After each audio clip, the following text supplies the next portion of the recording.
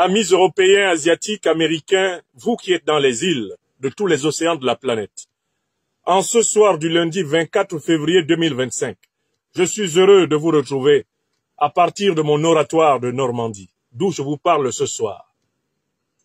Après un long périple dans la terre natale de l'homme, l'Afrique, notamment dans notre terre bénie du Mali, où a été accomplie une œuvre dont vous avez entendu parler et qui rejoindra bientôt tous les foyers, toutes les bibliothèques africaines éveillées.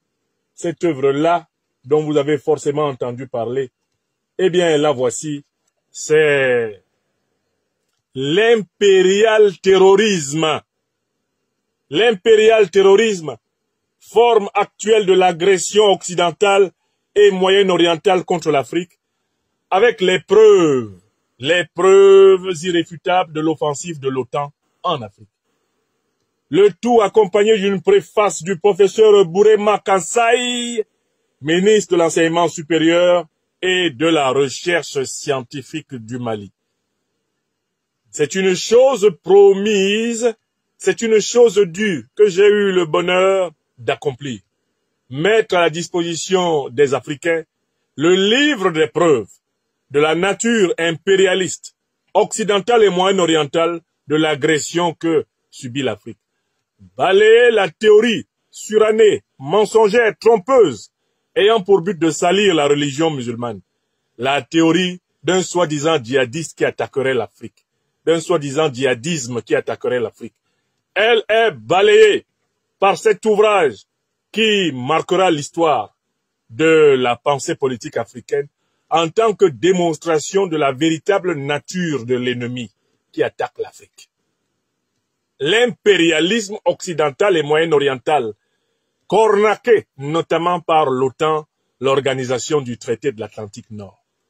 Dans ce livre, vous avez les preuves pour fermer la bouche, rabattre le caquet à tous les hypocrites, à tous les cyniques, à tous les menteurs de la terre, qui ont voulu faire croire aux Africains qu'ils étaient attaqués par des gens qui voudraient leur imposer d'être musulmans, alors qu'en réalité, les Africains sont attaqués par des mercenaires, des bandits, financés, armés, soutenus, médiatisés par les grandes puissances de l'OTAN, qui se trouvent être les grandes puissances coloniales, les grandes puissances négrières, qui depuis bientôt 700 à 800 ans agressent le peuple africain pour lui voler ses richesses.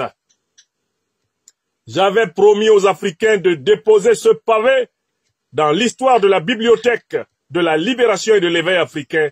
Ce pavé a été déposé. Par la force de la grâce du Tout-Puissant, par nos ancêtres angélisés, avec le soutien des peuples et autorités, et bien des pays africains éveillés, l'impérialisme, l'impérial terrorisme a été déposé. Dans la capitale de l'Afrique des libertés, Bamako, où vous le trouvez à la Bibliothèque nationale du Mali pour lecture sur place. Vous pouvez vous en procurer à la librairie Grand Hôtel et nous sommes à la librairie Bas Grand Hôtel et nous sommes en train de relancer un nouveau tirage car le premier tirage a été rapidement épuisé. Et je voudrais informer les uns et les autres que nous nous organisons avec mon équipe pour que des tirages préalables et suffisants soient mis à la disposition de la grande capitale du Burkina Faso, Ouagadougou, avant l'organisation de notre conférence dédicace pour que nous signions le maximum, s'il le faut, pendant des jours, des milliers de livres. De la même façon, nous ferons dans la grande capitale du Niger à Niamey une dédicace après nous être assurés qu'un tirage maximal est disponible. Car l'expérience que nous avons eue à Bamako, ça a été d'avoir fait un tirage raisonnable et d'avoir été débordé par le succès du livre. Au point même que pendant que le premier tirage s'achevait, nous actionnions déjà le second pour pouvoir répondre à la demande. Une réponse à la demande qui n'est d'ailleurs pas encore satisfaite. Je voudrais rassurer les Africaines et les Africains que dans toutes les capitales africaines où l'on souhaitera que ce livre soit massivement diffusé, votre serviteur se rendra pour le dédicacer, car c'est la vérité du 21e siècle africain. La grande tromperie, la grande mystification qu'on a voulu faire subir à l'Afrique est démantelée dans ce livre par des preuves que personne sur la terre ne peut contester. Parce que ce sont des preuves qui ont été reconnues par les puissances principalement coupables du forfait. Car dans ce livre, comme je l'ai expliqué, le 15 février à Bamako, sous le parrainage du professeur Bouré Makansai, que je remercie encore, ministre de l'Enseignement supérieur et de la Recherche scientifique du Mali, représentant les plus hautes autorités du Mali, à commencer par le président de la transition, chef de l'État, son Excellence, le général d'armée, Assimi Goïta. Ce livre a été fait de preuves extraites des archives officielles occidentales, des documents déclassifiés occidentaux, des investigations de presse reconnues de première main en Occident. Et ce livre établit que l'Afrique n'est pas attaquée par des organisations soi-disant islamistes, des organisations religieuses, non. L'Afrique est attaquée par des bandes de mercenaires déguisés et salissant la belle renommée de la religion musulmane, en réalité pour servir l'OTAN et ses alliés du Moyen-Orient. Voilà la vérité qui est déposée dans ce livre avec toutes les preuves. J'en ai rassemblé 6 principales preuves ici dedans. Les Africains ne m'ont pas appelé par hasard le docteur des preuves. Oui, je suis particulièrement fier de ce 40e livre, mais je suis fier de tous les autres.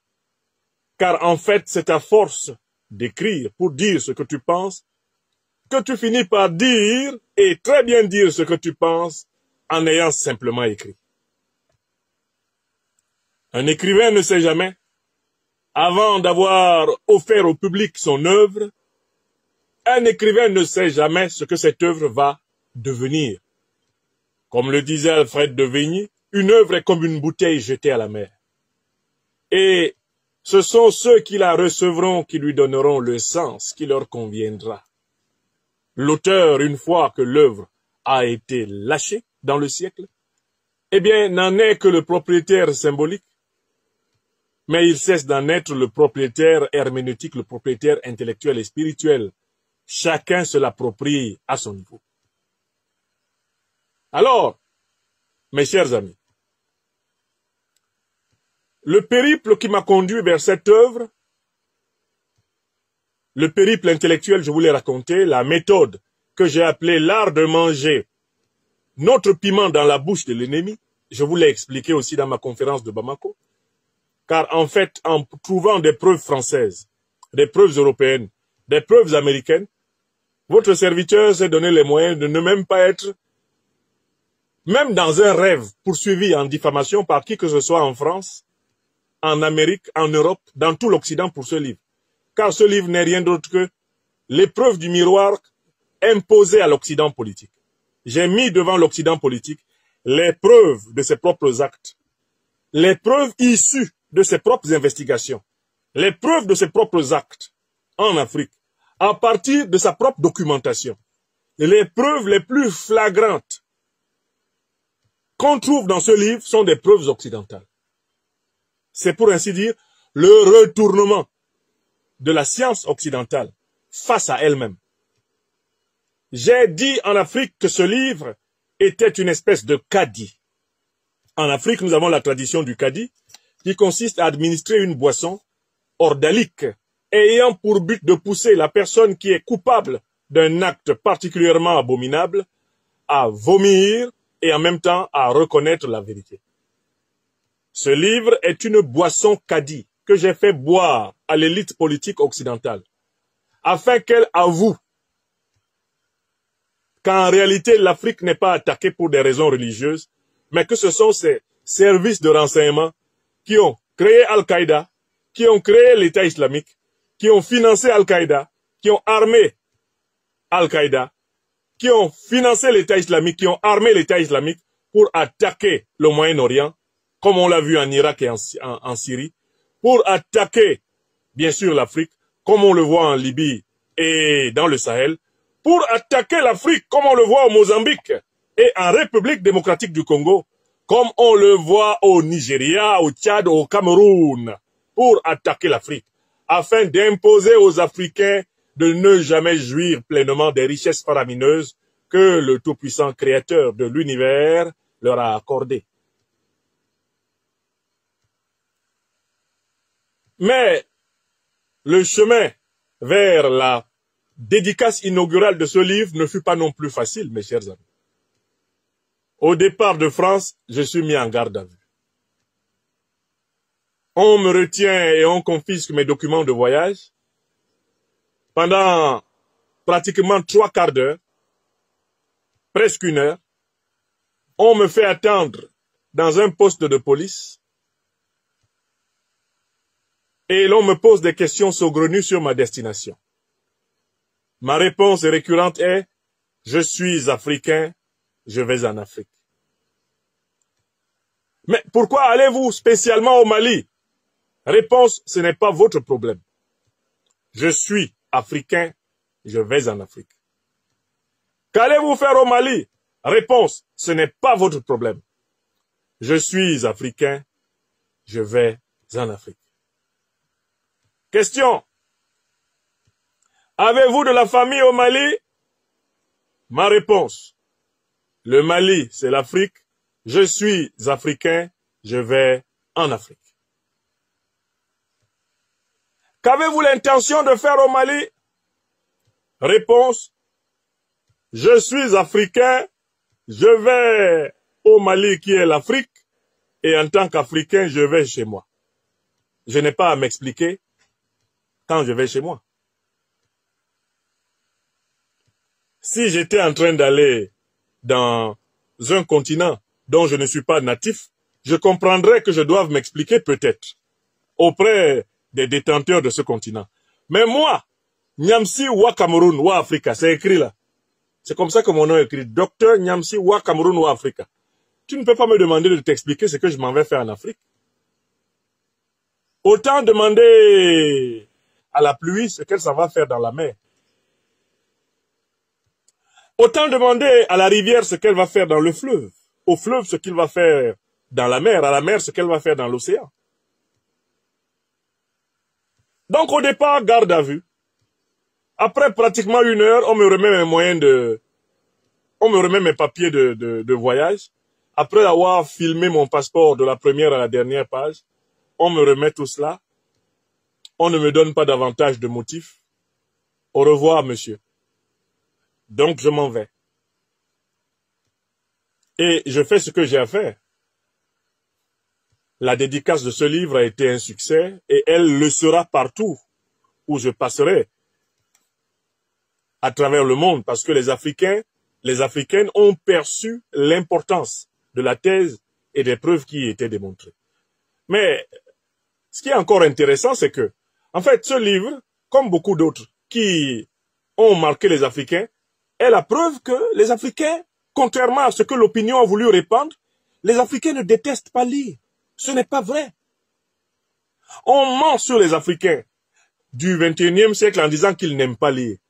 Non, ce n'est pas que les Africains n'aiment pas lire. C'est qu'ils n'aiment pas lire n'importe quoi. C'est qu'ils n'aiment pas se décarcasser pour lire quelque chose qui ne leur apporte rien.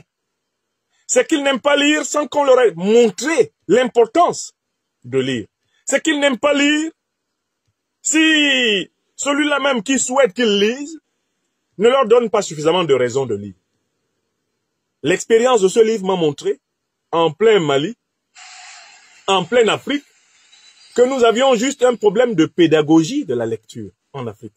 Ce n'est pas que notre peuple, ce n'est pas que les Africains ne veuillent pas lire. C'est que les maîtres d'Afrique, les systèmes éducatifs africains, les systèmes d'information, les systèmes politiques africains, le système civilisationnel africain contemporain ne stimule plus, ne valorise plus la lecture et l'écriture. Il s'ensuit que comme tout le monde possède un téléphone, tout le monde possède une tablette, tout le monde possède à peu près un téléviseur. C'est désormais l'artefact numérique qui est en train de s'imposer. Mais qu'est-ce que j'ai découvert autour de ce livre en particulier? Mais c'est la passion de la lecture des Africains. Il ne se passe pas un seul jour sans que je reçoive des milliers de messages de partout dans le monde pour savoir comment avoir ce livre. Mais si les Africains n'aimaient pas tant lire que cela, mais pourquoi voudraient-ils avoir ce livre? Pourquoi me demanderait-on, dans tous les aéroports où je suis passé, pendant ce périple, comment le livre va arriver chez nous? Je suis congolais. Comment le livre va arriver chez nous au Tchad? Comment le livre va-t-il arriver chez nous au Sénégal? Comment le livre va-t-il arriver chez nous? Eh bien, au Gabon. Dites-nous, professeur, comment on va faire pour avoir le livre? Si les Africains détestaient lire, mais pourquoi veulent-ils lire ce livre? Mais parce que ce livre, il a été préparé par le travail pédagogique citoyen que je produis sur les réseaux sociaux. J'ai commencé par débroussailler le terrain du livre. Oui ou non? Ceux qui suivent mes conférences sont mieux préparés que n'importe qui à comprendre l'importance de ce livre. N'est-ce pas? J'ai commencé par expliquer. Et cela pendant plusieurs années. Pendant plus de 10 ans, j'ai expliqué aux Africains qu'on n'était pas attaqué pour des raisons religieuses. J'ai donné des milliers de conférences pour expliquer la nature de la déstabilisation de l'Afrique. Vous avez remarqué ça? Et ce n'est qu'après avoir fait ce travail de débroussaillage, de défrichage, ce travail de semaille dans l'esprit des Africains, qu'il y avait une autre compréhension du terrorisme qui nous frappe, que j'ai produit le livre. Donc, il est extrêmement important de noter que pour amener un public à lire, il faut parler à ce public. Il faut s'entretenir avec ce public. Il faut discuter avec ce public. Il faut s'approprier, connaître ce public. Il faut vibrer avec ce public. Quand vous avez fait ce travail préalable, lorsque vous écrivez, on peut vous rechercher, vous écouter avec intérêt. Pourquoi? Parce que vous avez donné à votre public les moyens de se jeter vers la connaissance, de se lancer vers la connaissance. Voilà ce que m'a enseigné ce livre.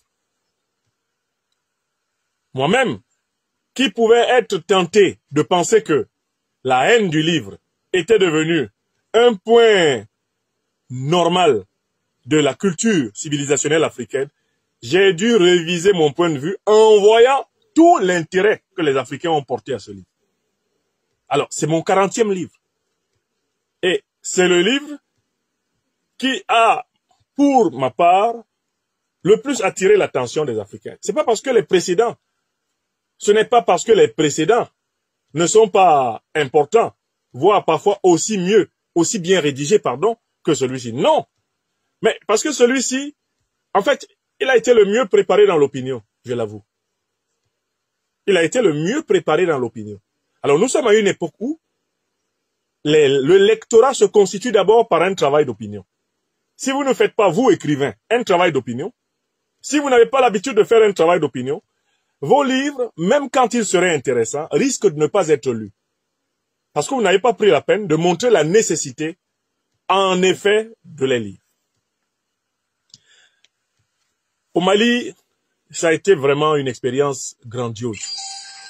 J'ai écouté les témoignages même de mes propres lectrices et lecteurs que je salue, que je remercie, venus de partout.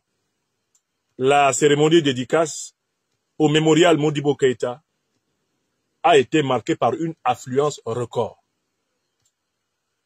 Non seulement le fait que le gouvernement du Mali ait accepté de lire le livre et que le ministre de l'Enseignement supérieur et de la Recherche scientifique, Prof. Bouré Makansaye, ait accepté de le préfacer, mais en plus le fait que ce livre soit venu, pour ainsi dire, répondre à une aspiration forte du peuple africain, à ce que soient poursuivis les coupables du terrorisme qui ensanglante le continent. Tout cela a fait que la salle de conférence du mémorial président Modibo Keïta de Bamako était pleine. C'est une salle en 2 grandes parties. Pour la plupart des réunions, les responsables du mémorial divisent la salle avec des cloisons pour permettre à ceux qui tiennent les réunions de ne pas être perdus, tellement la salle est immense. dans le cas de cette dédicace, la cloison a été enlevée.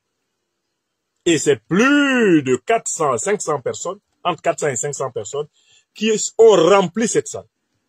Mais la chose qui m'a encore plus touché, c'est après la succession d'allocutions données par le ministre, le professeur Bourema Kansaye, par votre serviteur moi-même, par le professeur Belko Wologem, recteur de l'université Yambo Wologem de Bamako, par le modérateur Alassane Souleymane, le DG de la MAP, par le directeur de la Bibliothèque nationale, par le gérant de la librairie Grand Hôtel de Bamako. Après toutes leurs interventions et après les échanges de questions-réponses avec la salle, eh bien, les personnes qui s'étaient procuré un exemplaire de mon livre, soit pratiquement 300 personnes, se sont alignées jusqu'à 17 heures. Je suis arrivé à 10 heures dans cette salle. Nous avons fini les allocutions, mettons vers 13h30. Et jusqu'à 17 heures, il y avait un rang formé devant la salle où j'étais installé avec mon équipe protocolaire pour que je dédicace les livres des personnes présentes. Et ce qui s'est passé par la suite, c'est que même après cette journée de dédicace, qui s'est achevée à 17 heures, elle avait commencé à 10 heures. Lorsque je me suis rendu à ma résidence et que j'y ai été repéré, y compris grâce à l'astuce de mon éditeur, il n'y a pas un jour qui est passé sans qu'on m'apporte une centaine d'ouvrages à dédicacer. Après le 15, une centaine d'ouvrages à dédicacer tous les jours. Donc ce livre m'a permis de comprendre que l'argument qui dit que les Africains n'aiment pas lire n'est pas un argument suffisant. Il nous faut recréer un environnement, une passion de la lecture. Il nous faut recréer une civilisation de la lecture et l'écriture parce que nous sommes la première civilisation à avoir écrit et à avoir lu. Il nous faut la recréer en utilisant les moyens de la communication moderne et contemporaine. Il nous faut redonner confiance à toutes les générations envers le livre. Le livre est l'ami de l'homme. Si on pouvait définir l'homme par un critère qui le distingue de manière radicale de tous les animaux, je suis sûr qu'on devrait dire que l'homme est le seul animal qui lise des livres. C'est le seul animal qui écrit des livres, c'est le seul animal qui lit des livres. Parce que grâce aux livres, l'homme peut fixer sa pensée sur un support stable et ainsi contrôler ses émotions et développer son raisonnement. Le livre est une étape essentielle de la réalisation de l'homme, de l'hominisation de l'homme, car il lui permet d'objectiver ses idées, de matérialiser ses idées, de mettre ses idées face à lui. L'homme aura toujours besoin du livre. Tant qu'il y aura des hommes, il faudra que soient présents les livres pour aider les hommes à supporter le trop-plein de leur vie intérieure, le chaos de leurs émotions et de leurs idées. Le livre est un outil fondamental de la fixation, de la clarification, de l'expression, mais c'est encore mieux, de la transmission multigénérationnelle des expériences, des connaissances et des espérances. Je tiens à remercier toutes celles et ceux qui, petites et grandes mains, ont contribué à ce succès, et je voudrais rassurer mes amis de toutes les capitales africaines qui me sont favorables, car il n'est pas question pour moi de me rendre dans des capitales dirigées par des satrapes reptiliens hostiles. Dans toutes les capitales africaines qui me sont favorables, j'organiserai, et j'ai commencé à organiser dans toute la mesure du possible, eh bien, des dédicaces de ce livre. Bien sûr, au retour, ça a été pareil. Quand j'ai remis les pieds en France, on m'attendait, littéralement. À peine ai-je fait mon apparition à la police des frontières que déjà, on s'emparait de mes documents de voyage, on m'infligeait une nouvelle garde à vue. C'est devenu un classique. Aux frontières françaises, M. Macron m'organise toujours un accueil spécial. Mais, à la limite, cela est moins important que l'éveil des Africains. C'est le prix que l'on doit payer lorsqu'on est à l'avant-garde de l'éveil des siens, lorsqu'on se bat pour libérer les esprits, afin de libérer la terre africaine des mains des prédateurs qui l'ensanglantent. L'histoire de ce livre, c'est celle-là, et elle va se poursuivre par des dédicaces à travers la France, à travers l'Europe, à travers l'Afrique, à travers l'Amérique, partout où il nous sera possible de nous rendre, à travers le Moyen-Orient et l'Asie. Nous avons l'intention de voyager pour ce livre, avec ce livre, et de venir vers chacune et chacun d'entre vous à apposer notre modeste signature. C'est, je vous le rappelle, le deuxième livre que nous avons écrit cette année, et vous retrouverez d'ailleurs également cet opus, cet essai sur l'homme d'État Guillaume Kibafori Soro, que j'ai écrit avec mon camarade Kubila Collins. Vous le retrouverez dans mes dédicaces, tout comme, eh bien, mon dernier livre de 2024, à savoir ce livre, celui que j'ai écrit en fin d'année 2024, qui est sorti en octobre, pour un leadership populaire camerounais. Eh bien, les voyages de cette année se feront systématiquement avec ces 3 livres. Merci à toutes et à tous pour votre patience. Pour ceux qui veulent se procurer la version PDF du livre, elle est désormais disponible sur Amazon. Je vais veiller à ce que la version brochée qui est en train d'être calibrée soit disponible sur Amazon. Nous avons déjà d'ailleurs une traduction anglaise du livre qui sera disponible sur Amazon en broché et en PDF for anglophone speaking people. Voilà les nouvelles. Votre serviteur vous revient en super forme. Au Mali, eh bien, tel un poisson dans son eau, je me suis parfaitement ressourcé et je tiens ici à saluer les grandes et les petites mains qui ont facilité ce séjour de l'enfant prodigue de l'Afrique des libertés. Veuillez tout simplement vous abonner et activer la cloche de notification pour ne rien rater. Retrouvez KDV Africa sur YouTube, Facebook, TikTok.